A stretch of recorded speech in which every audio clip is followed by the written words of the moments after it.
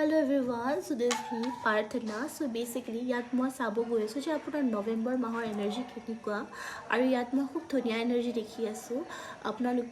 আপোনালোকৰ বাবে 33 নম্বৰ এটা মই দেখি আছোঁ সেইটো বহুত লাকি নম্বৰ হয় ইয়াত আপোনালোকে একচুৱেলি এইটো এটা কুবেৰৰ নম্বৰো হয় হা সো বহুত বেছি এক্সপেকটেশ্যন লগতে পইচা আপোনালোকে হয়তো ইনভেষ্ট য'ত কৰিছিলে তাৰ পৰা বহুত ভাল এটা মানে এমাউণ্ট আপুনি পাব পাৰে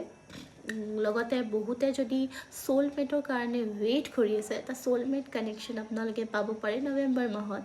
আৰু নৱেম্বৰ মাহৰ 3rd উইকৰ পৰা আপোনালোকে দেখিব যে আপোনালোকৰ লাইফৰ গ্ৰোথ বহুত বেছি বাঢ়ি গৈছে 3rd উইকত আপোনালোকে হয়তো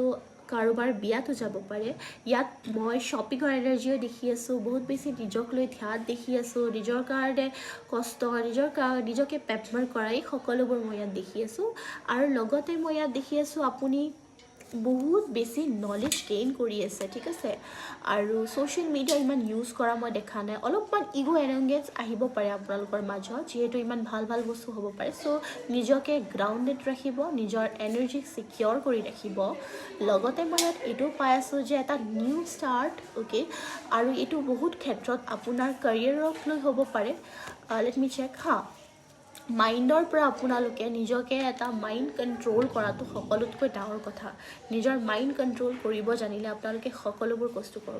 কৰিব পাৰে হা তো সেইকাৰণে ইয়াত মই দেখি আছোঁ যে আপোনালোক বহুতে নিজৰ মাইণ্ডটো কণ্ট্ৰল কৰিবলৈ শিকি গৈছে